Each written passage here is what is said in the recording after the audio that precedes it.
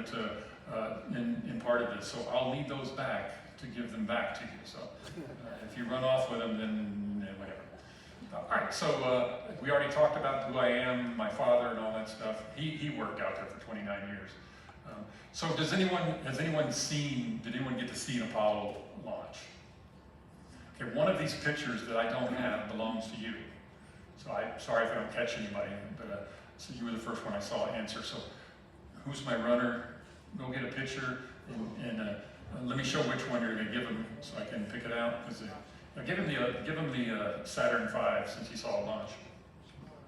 So this is me at 9 years old. I'm drawing a space bus, which the space shuttle was not. It was in concept, but so the one with the rocket on it.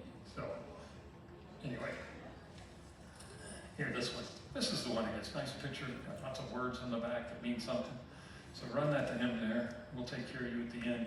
But it's got all kinds of stuff. Retro rockets. It actually has fuel and oxidizer and a revolutionary oxidizer called CO2.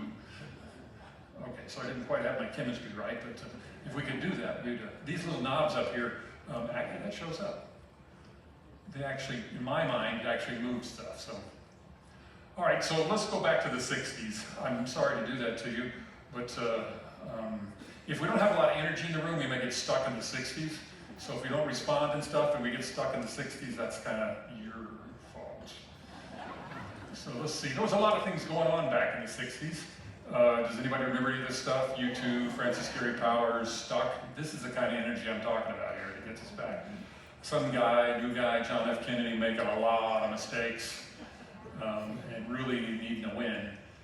There was something beeping over our heads, driving us crazy, scaring everybody. Yuri Gagarin, cool guy, you know, brave guy.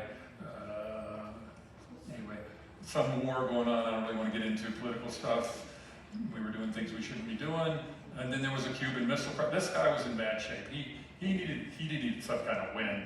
And so for some reason he decided to come up with this. So he needed something to inspire us to do better than we were, because we were kind of fumbling around as a country. So who wants to go back to the 60s? Ah, there we go, that's what we need. So let me try and get there for you. I'll try and have you back by lunch, or whatever we do for lunch. So anyway, give me a second here, and I'll give you the character.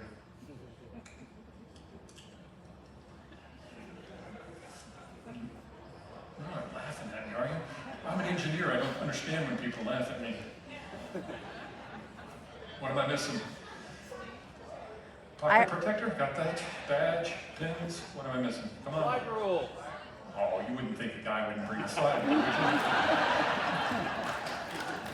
I have no clue how it works. It says something like help on the back of it, I don't know what that is. All right, who said slide rule? Okay, runner. Where's my runner? Sorry if I don't catch you. I'll give you a sticker or something, or buttons. All right, let's get on. We're going to run out of time here. You did something to inspire us. We're going back to the 60s. Anybody remember Why this speech? some say the moon? Why choose this as our goal? And they may well ask, why climb the highest mountain? Why 35 years ago fly the Atlantic? Why does Rice play Texas? We choose to go to the moon. We choose to go to the moon.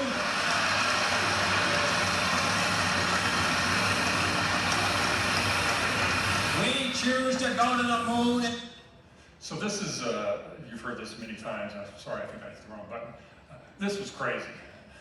This was absolutely crazy. All we had done to that point was put one guy up, Alan Shepard, for 15 minutes in something that was barely classified as a rocket. We had nothing. I've looked at the data. Some of the guidance system is just phenomenally, incredibly difficult. So don't ever tell an engineer you can't do something.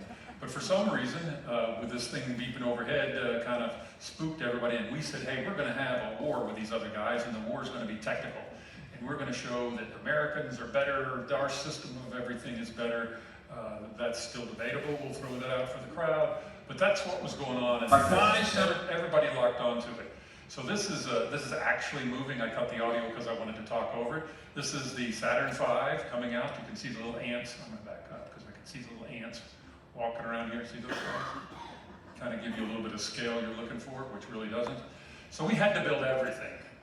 Everything. So from 1962, when this started, to 65 to 66, they built everything, which is, I was born in 62, my wife was born in 65, my father-in-law helped build the VAB. There's a picture of him somewhere standing at the top of that. So 24 hours a day, 7 days a week, they worked like crazy building this. They had to build the crawler that picks all this up, the mobile launch platform, the vertical assembly building, the launch control center. They had to not only invent and design the F1 engines for the Saturn V, but they had to build the rest of it. A command module, a support module, a lunar lander, lunar excursion module, LLM, that's why they left it called LIM, but they just left it that, they changed it to lunar module. And that didn't come till late, and it was very complicated. But all of this stuff they had to build, and they did not have any, they had to build a pad and everything. So these are we got really moving fast. I mean, we were screaming along, people building things, working all the time, and we got moving so fast that we made a mistake. We were doing a test that was considered not hazardous. On the Apollo 1, the crew was in the module. Here's a picture of them in the module. And they were doing this test, and right around here, somewhere underneath this seat, there was a spark. And the way the door was made was, it opened inward. And they were running at about 16.5 psi pressure inside, pure oxygen, and they had a fire. So I have, let me see what's next. I have listened to the audio on this, and I can't listen to it. So, but they did not, they died of asphyxiation. So the oxygen in there was limited, and it burned, flash fired real quick, very hot, went out, but they were left breathing toxic fumes, carbon monoxide. They didn't have any air, and so they quickly were out. I've read some of the accounts, and not to get too much into it, but the people on console were like, "Well, just get up there, get the door open, and get them out." We were just talking to them. I mean, great shock. They said, "No, just get the doctor up there. We'll get them out. We'll get them, fixed up." They're gone. It was very, very quick. So asphyxiation. Now, Neil Armstrong, this is controversial, but he said, because that happened, everybody became hyper-focused on their jobs.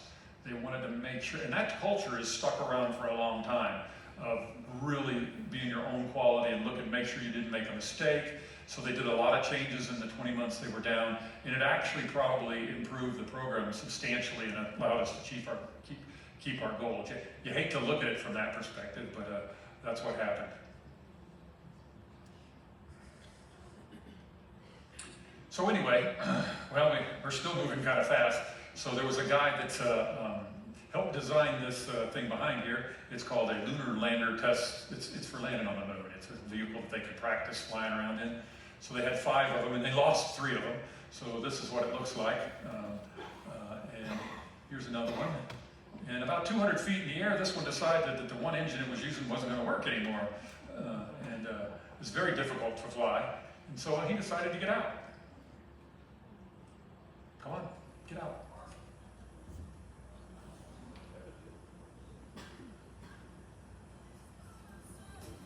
That's the chair. That's his chair. So this is him right here. So he didn't go to the doctor. He went back to his office. He had some paperwork to clean up. I'm sure there was a little more to clean up than that. All I have to say. So does anybody know who this guy is? Armstrong. That was the first one I saw right there. So where's my runner? All right. We got one in here somewhere. Here we go. All right, so, Armstrong, what do you think, ladies? I mean, come on, most guys in here would be impressed, right? 4,500 miles an hour, 67 miles up. I mean, what a plane. 2 nice drop tanks and everything. Oh, y'all were talking about him? Yeah, I mean, I'm a guy, right? He's the man. I did get to meet him. I did get to meet him and shake his hand. He was part of that Golden Eagles Club. They came out for a tour. It's like, you need a tour? Yeah. So this is, okay, so to fast forward and get through so I can actually maybe get done. I'm not going to get done. This is Apollo 10. It's called, this is Charlie Brown. Oh, here we are, Charlie Brown and Snoopy. Now Snoopy, the crew got to name their own vehicles, and so Snoopy is the name of the lander. So these two guys here, three guys, Eugene Cernan and John Young, they fly later, but they put them in the lander and let them do everything but land. So they broke off the command module, they went down about, I'm not sure exactly, like 50 miles to the surface, practiced everything, and they decided not to put enough fuel in there because they knew these guys would land. And they said, you know, we want a non-military person to be the first one, and Armstrong was the candidate. Most of the astronauts, well, this is my opinion, most of them would say if it wasn't going to be them, Neil would have been the right choice, because he's very, there's not even any pictures of him on the moon, still pictures, he didn't want any. The emblem doesn't even have his name on it. So yeah, that went very well and got us lined up to do the big deal. So here's the crew right here, Armstrong, Collins, and Buzz. So Buzz, and you know, he's got a haircut named after him, Buzz. I might have had one of those. And Michael Collins gets to stay up top and make sure everything's okay.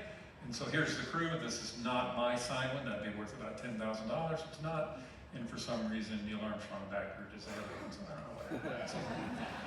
So no reading aloud, but I want you to see if you can pick out who's who. And they're in the ONC and they're getting their uniforms, their spacesuits put on and checked out. But look how young these guys are. 1 minute 35 seconds on the Apollo mission. The flight to land the first men on the moon.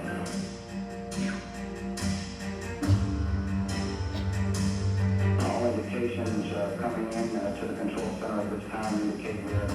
1 minute 25 seconds incoming. Our status board indicates the third stage completely pressurized. 80-second mark has now been passed. We'll go on full internal power at the 50-second mark. So this is the same place they came out of for the Columbia when I showed that. They don't have their Airstream yet, but they're working on it. 38, 39 years old, young. And if you ask Neil Armstrong, which I've seen in an interview, he's like he was afraid to death, scared to death that he was going to make a mistake and tumble when they landed, tumble it on the ground. It's called stubbing your toe is what they call it. But of all the guys, he's like, you know, I'm the guy to do it. I mean, everyone would say, because he had been in many situations to where he'd almost lost his life and remained calm. And anyway, all right, so this is the 60s. So I'm embarrassed already for myself. All right, so we're going to go through this, and then somebody's going to have to do some explaining to me. The Apollo 11 mission. T-minus 60 seconds and counting. We're past T-minus 60. 55 seconds and counting. Neil Armstrong just reported back. It's been counting. Astronauts report it feels good. Okay, I mentioned that the 4-lane highway was a sidewalk. So this is actually like right down the river from me. So, okay, fess up. Raise your hand. Did you wear glasses like that? You didn't wear glasses like that. How about this? What even is that? You wore one of those? A mom did? Have we got it closer than a mom? You wore them? You get one of these pictures up here. So where's my... Now come get it. So a nice little picture of Neil Armstrong, so you can put that up on your wall like a Farrah Fawcett poster that I have on my wall. You can look at it at night and show your husband, work out.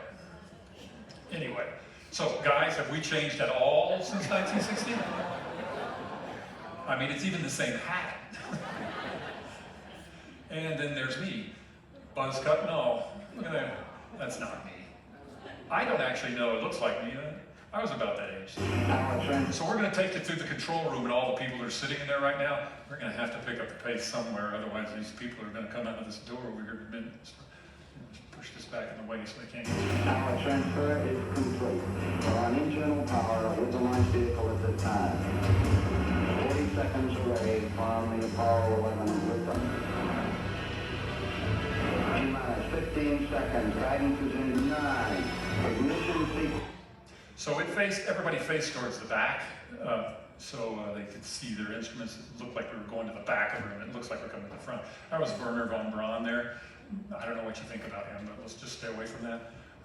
But they're looking out the front window to watch it go, because it's basically in the last couple seconds, it's running on its own. It'll shut off by itself if it needs to shut off. There's something called a green board up here. So all these guys in there on those consoles have a switch. If their system is go, they'll throw that thing, and so you'll hear a call every now and then called green board. That means that everything's green. Apparently they're not there yet because they're not all green, but before they launch, and that way the launch director can see this one, I need to talk to this guy. You know, what's going on? Why are you not green? And so this is the control room. Am I close? Do I just like blend in like I'm on console? Regular chameleon, aren't I? So interesting about this, and I don't want to make a big deal out of it because it's just a really good engineer. This person right back here, just a really good engineer. I actually, doing this, I'm like, Joanne Morgan. I worked with Joanne Morgan. How on earth was she around? But she was still there. There was some controversy about whether she should be in there, and the engineers around her said, no, she's the right person. Center director came in and said, she's on console. And so she was in there, and I'm not going to make a deal. She was qualified for the job, best person job, and that's who needs to be in the room. So forget all the other stuff. So this is something here. It's a big old piece of rocket. They built this whole thing in about 8 years from start to finish. 7.5 million pounds of thrust. It literally sits there till it burns off fuel to get it moving. It's so heavy and massive to do that. 363 feet tall, 120 tons, massively complex. If you took all the fuel out of here and put it in a pool, it could dump the whole pool in a matter of minutes, 3 or 4 minutes. It'd be nice not to be in that pool when that happened. Now there were some numbers thrown around of the day. These were, I'm not sure if they're inflated for today's number, but the rocket cost so much and then the mission was basically double that on top of that. So imagine those in today's numbers. It was an expensive program. So this is Scotty, where are we at? Let's go ahead and watch this. I need some volume. All you got, Scotty, give it to me. Sequence start. 6, 5, 4, 3, 2, 1, 0. All engine running.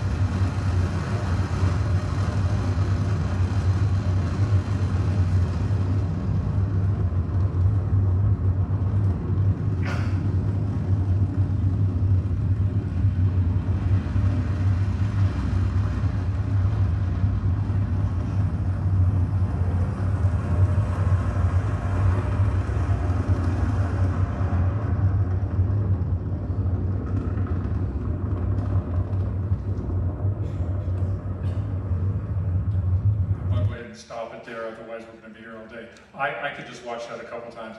I pointed out the black around the exhaust. That's actually liquid oxygen flowing through the nozzles to keep them from burning up. And so it just comes out and falls into the exhaust and lights. All the ice coming off the vehicle. Did I say it was complicated? All the swing arms that have to move. As an engineer, I'd be like, please let my arm go today. Please swing. So this is called, that represents the mission. So the big deal is they launch and then they get to a spot where they've got to decide whether they're going to go to the moon or not. It's called translunar injection, but they will fire the third stage and it will throw the third stage, the LIM, the command module, support module, all to the moon. And so after everything's in good shape, then they punch that button and they go to the moon. They're traveling about, I'm probably getting ahead of myself, but about 25,000 miles an hour. And they're only going 250,000 miles, so you'd think that'd take like 10 hours, right? It took 3 days, and that's because they're not flying straight to the moon. And the whole time they're flying to the moon, the Earth's pulling the spacecraft back, slowing it down for 5/6 of the way to the moon. And then finally the moon grabs it and starts pulling it to the moon. And so it's not exactly a straight equation as that. But on their way there, it's between 250 degrees plus or minus temperature-wise, depending on whether it's day or night. So they have to actually roll the vehicle so that it doesn't freeze or heat up on any side. If they don't do that, they're in bad shape. And it also helps keep it stabilized flying towards the moon. So they call it a barbecue roll. I don't know why, but it seems like a good name to me. But this is kind of the whole path. So after they leave there, then they do some funky maneuvers that we're going to talk about. And so this is the command module, the support module here, and the command module. This is actually not supposed to be on there because there's some scientific instruments there that Phil Collins gets to play with while they're in orbit. He doesn't get the day off. And this probe up here is kind of interesting. We'll talk about that. The reason we have this picture, the only way to get this picture is either I took it on orbit, which I did not, or they took it from the LEM.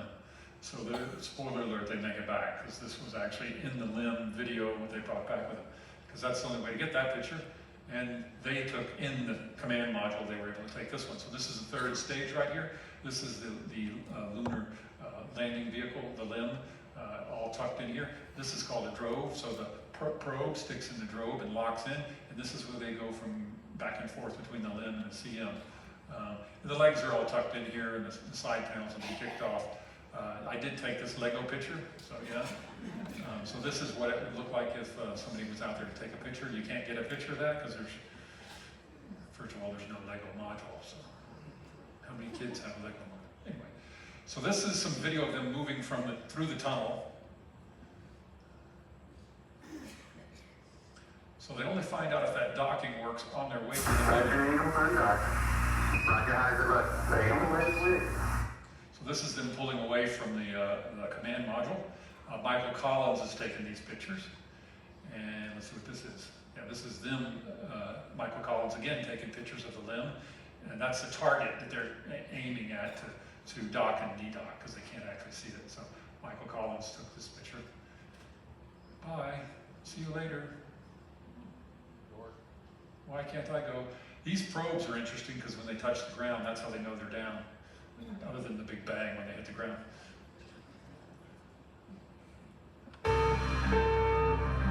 Program alarm. So 1202. 1202. Give us the reading on the 1202 program alarm. Roger, we got you. We're going that alarm. Roger, copy. Eagle Houston, get yourself for landing, over. Roger, understand, go for landing. 3,000 feet. Stop alarm. 1201. 1201. Roger, 1201 alarm. Where go? Same time, where go? 2,000 feet. 2,000 feet. Into the ag, 47 degrees. Roger. 5.5. 6.5 down. 5.5 down. 9 forward. Good. 620 feet. 100 feet. 3.5 down. 9 forward. 5%. Everybody? 75 feet. Guys looking good. Down and a half. 6 forward. 60 seconds. Lights on. 6. Down 2.5. Forward. Forward. 20 feet down 2.5. Pick up some dust. 30 feet, 2.5 down. Make shadow. 4 forward. 4 forward, just into the right road. 6. Down and a half. 30 seconds forward, just. 6.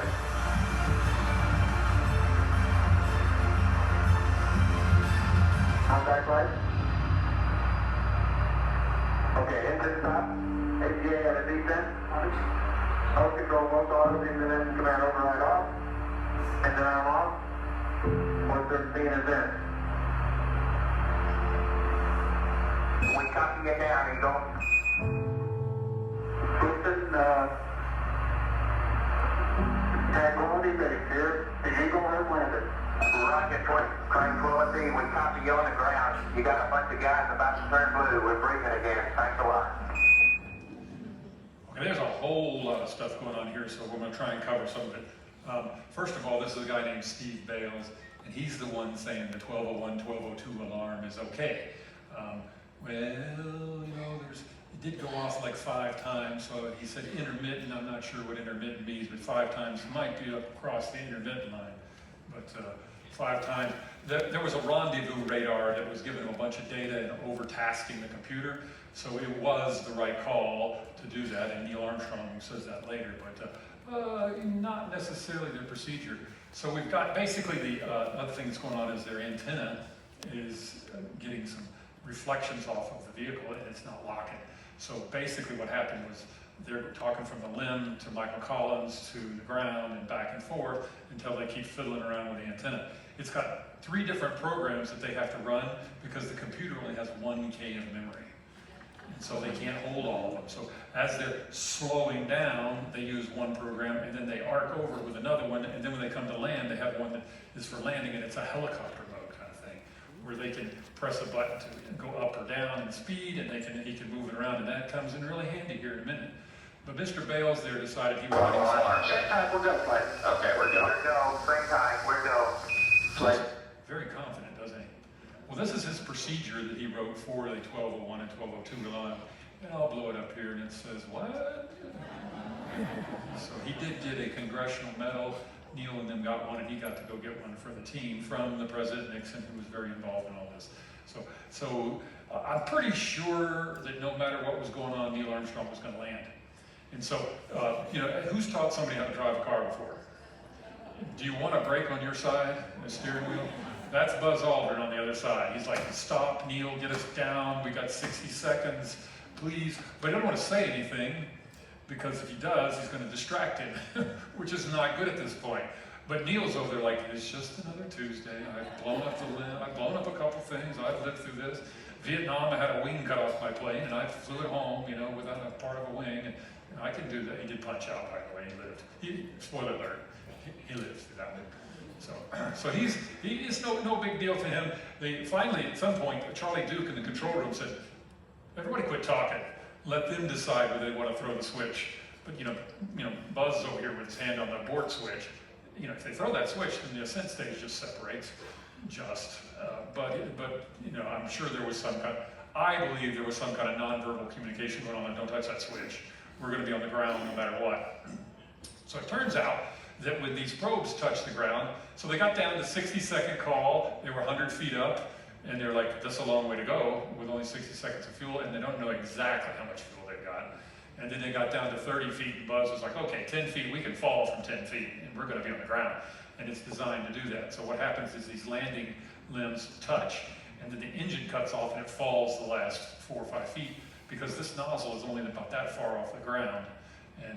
And they want to cut that off, but these are designed so they're crunched. They got aluminum there that crunches up, and it's like a big egg drop, and they're the egg. So yeah, no big deal. They landed, they look at each other, they don't say anything, they smile like, hey, you know, yeah, look what we just did. Yeah, no problem, we were going to do it. No big deal, it's another Tuesday. Here's what else is going on. So there's a guy, looking at the fuel, and so this is a recreation from Earth to the Moon. I made this too. I did not.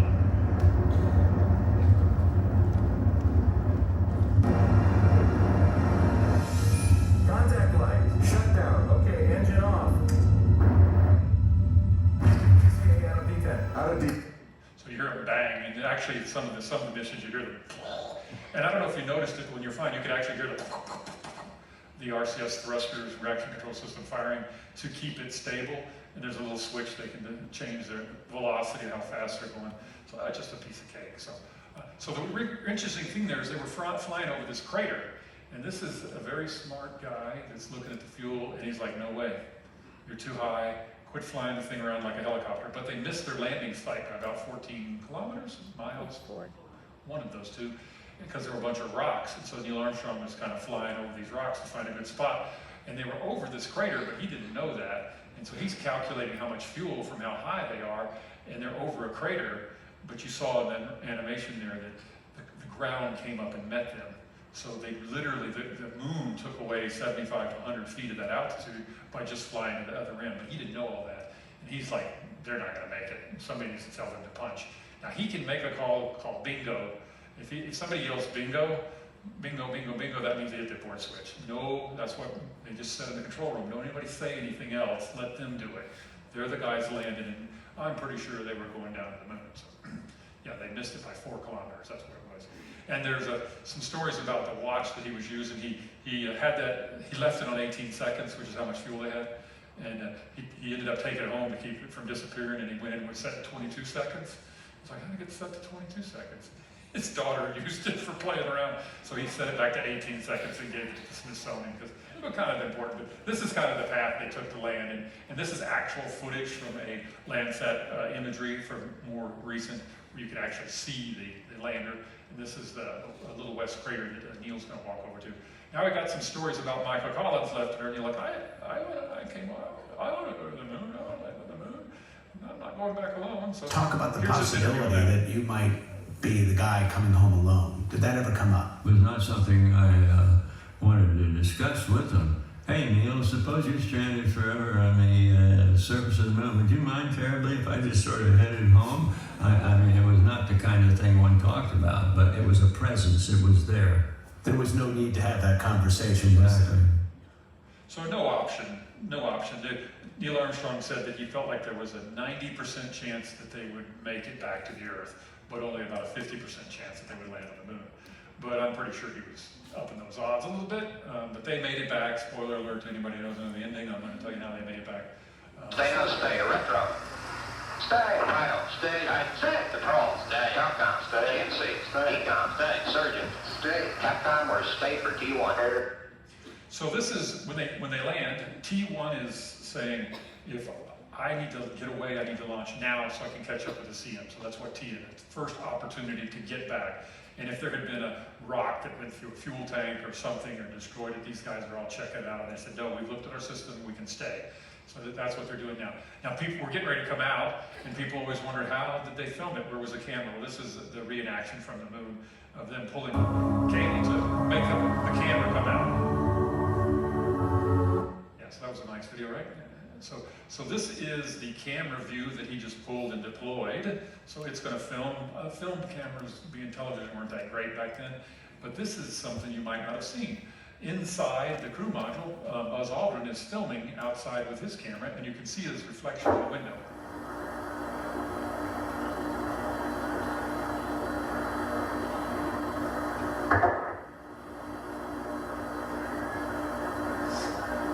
Good, Neil, we can see you coming down the ladder now. Coming.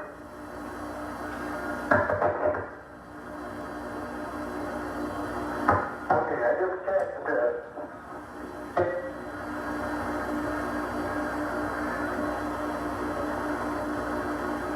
One small step for man.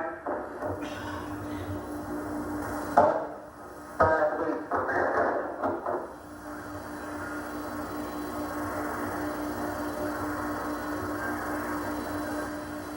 This is fine and battery. I can pick it up loosely with my toe.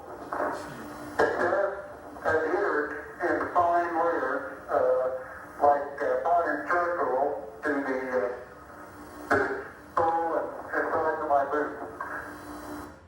So there's a lot of that footage. I'd love to show it all to you, but I don't have time.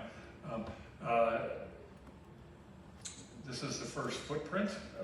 Basically, he was worried that when Buzz Aldrin came down, he might step on it, so they couldn't take a picture of it. But they did not, but he did warn him about that.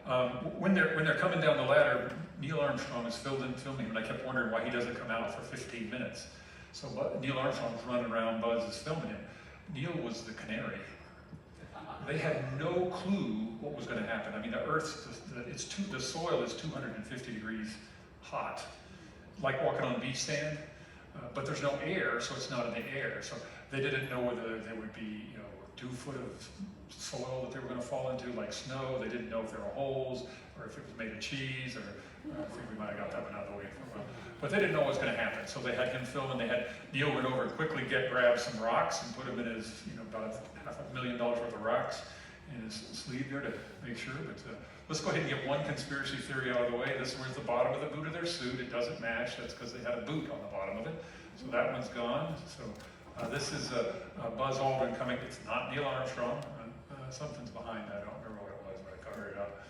This is Buzz Aldrin coming down the ladder, and then, like, you know, Neil said, please don't lock the door because we can't call AAA to get us out. 16G, so they actually have to learn how to walk, and he called it like a, you know, a kangaroo hop. He doesn't like the word bunny hop, kangaroo hop. But 250 degrees, moon dust was an absolute problem because it's not rounded like our sand. It's like lava, so it's sharp, and it was a mess. So they were out. First thing they did was take a nap, and then they drank some Tang. I don't step on my footprint.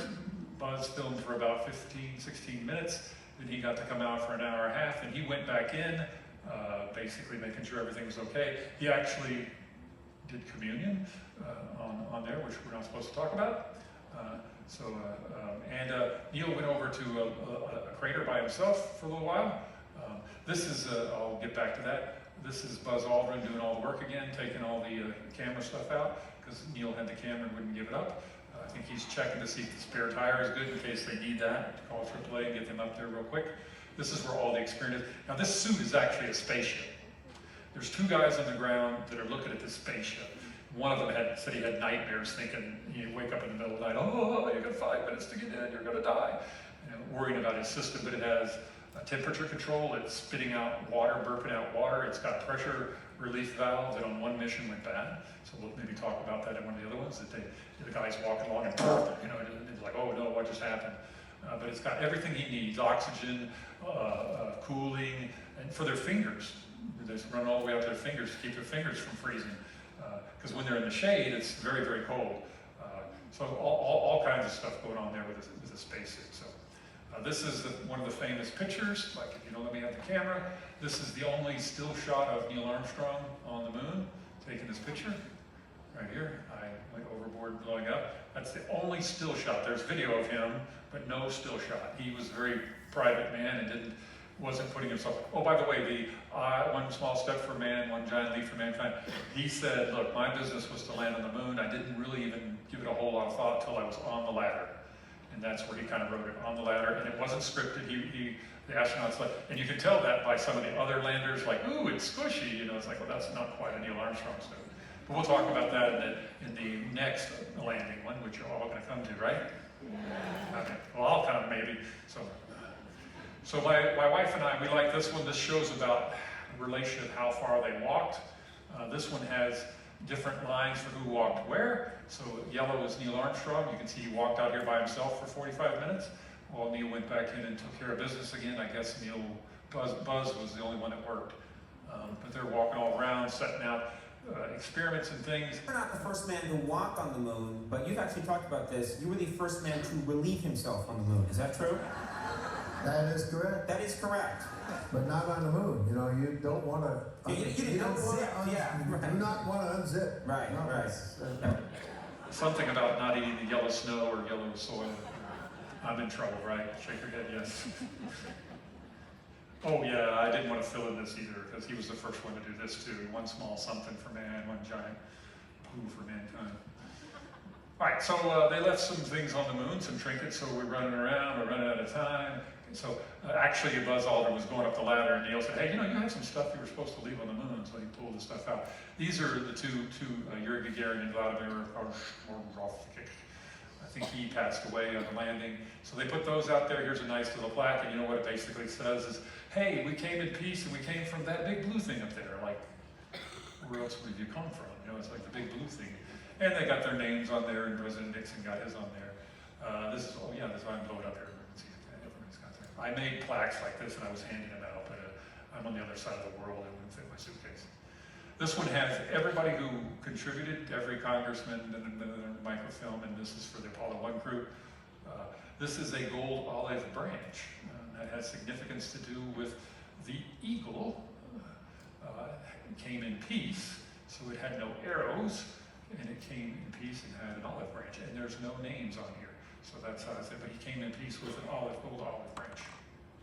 All right, so where are we? Okay, we're done. We got to get off the moon. We don't want to take anything back but moon rocks because it's not exactly a clear process, so they start throwing everything out.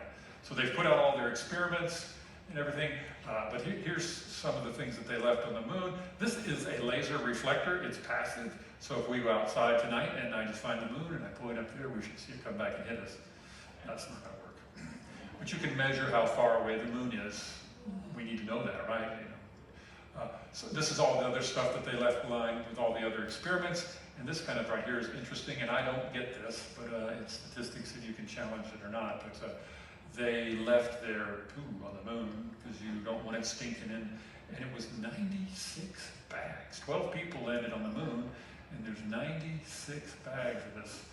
I don't know what kind of, I don't know, we need to, whatever that is, we need to bottle it. I need some. So, but they were 3 days in a journey coming there, and they don't want to leave that stinky stuff in the spacecraft, so they took it down and littered the moon with it. So, all right, so this is them planting the flag, and they had a bit of problem with that because they couldn't pound the pole in very good, and they bought it at Sears or through the catalog for $6.99, and that's the same one. Now it's got a bar up here, but it slowly unfurls by its own wanting to unfurl, so it looks like it's waving, so that's another conspiracy theory gone. Anyway, they parked it a little too close, and so when they took off, it blew over. Nowadays, the UV's probably eating it all up and everything, but it blew over, and they've confirmed that with imagery from Landsat and everything. All right, so they're ready to go.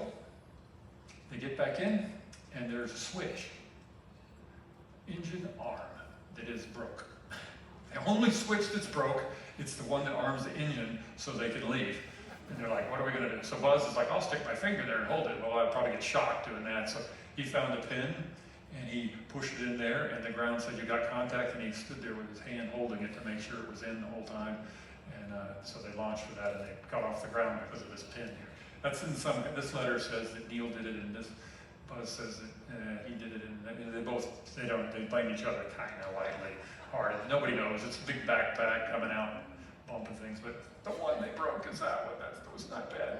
So okay, we're done with that. Let's hear what they have to say when they leave. Tranquility Base, Houston, you're clear for takeoff. Roger, understand. We're number 1 on the runway.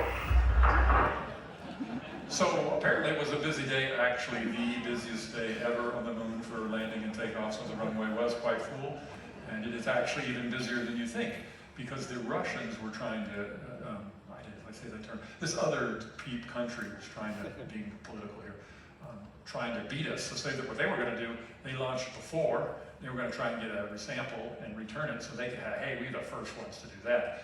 But they had some problems when they got up there. They were in orbit the same time as Apollo, and they decided that they would wait and land. And so they landed within, after the Apollo left, they landed within 300 miles. That's not by accident, that's close. But it crashed in, and so it was actually a very busy day on the moon that day. But anyway, nobody really knows that history, and that's the best picture I could find, but pretty. So we're heading back up.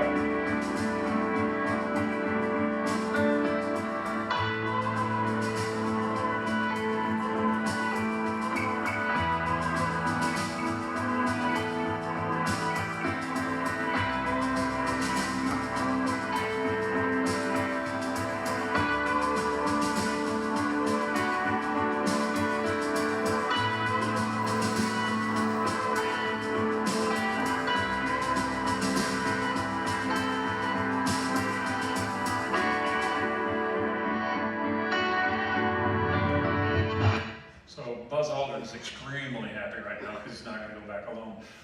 Incidentally, Snoopy is the only lander that I talked about earlier that did not crash back into the moon. It had a problem and they fired the engines, and it's now following the Earth around an orbit. They see it about every 10 years. So they were happy. So here's what we've got. We've got the command module. They're all tucked away in there. We got the support module. We don't need the support module anymore, so they chuck it and they come in for a landing. Here we go. Parachutes out, land in the water. Great. They landed upside down. That's all right. We don't care. We've got balloons to set us right back up. So on their way down, they're looking out the window and they see something. And this is a Chinese mission that I had, but this is what's going on. They're looking out the window. You gonna play for me? that is? Anybody know what that is? What is it? No, keep trying. Support, who said support module? All right, runner. Pass them the picture. That is the support module. And so Buzz and them are looking outside the window and they're like, something just flew by the window. That's great. Something just flew by the window. And they did not realize that they had not given the support module enough energy to get away from the capsule. And it was following them down, and it's much bigger. And so they didn't actually fix that for 12. They said, we're going to try and get away with one more. And they fixed it for 13. Great. That was a good one to fix it for. But there are two pieces coming down. The small one is the command module burning in, and that's the right turn.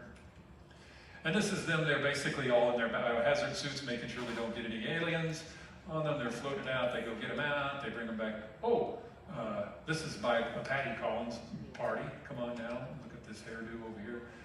I should give a picture to one. Somebody who's had that here. That's how many people? Come on, raise your hand.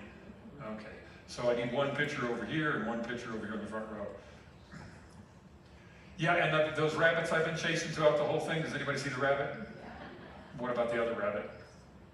Where's the other rabbit? The TV ears. Very good. She gets the last picture right over here. Right here's the other rabbit. Like they're drinking. So this is them. They put them in quarantine because they were really kind of worried about aliens or something up there. Mr. Nixon decided to show up. They don't stay in here the whole time. When they get to JSC, there's actually people in there with them to help them out. And their Tinkertur parade. And let's see what else we got here. This is it at the Smithsonian. They've changed the display now. This is his X-15 he flew in. We talked about that earlier, you know, the nice tanks and very fast. So, and this is the new display they have it in. And you can go to Washington, D.C. and see that. Now, I don't have time for a couple questions, but I'm going to get in trouble and see what happens. Anyway, oh yeah, this was our other way to get there. So I'll take a couple of questions real quick because I'm right at the time right now that they want me to be out here, but they got me started late, so I'll let them yell at themselves. One question here. Did I ever want to be an astronaut? We all did, but then in reality, like, I'm not that smart. Yeah, it's a really tough road. So runner back here, the lady back there with her hand up in the green shirt, right there, I would point a mic at you. You can't leave yet. I may have some more things to give away. So you can't leave if you want, it's fine. Oh, I'm sorry, that's I don't know what that is. What was your question?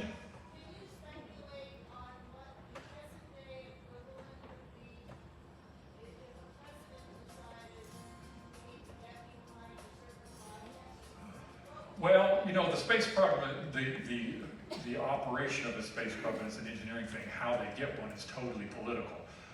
You know, why this was a big deal because they were trying to beat the Russians. Nowadays, it has to do with people that are doing things better. This is the captain of the Enterprise speaking. Oh, glad you could come. You mind if we have a ride? How big are you aboard the Enterprise? Well, that's fine.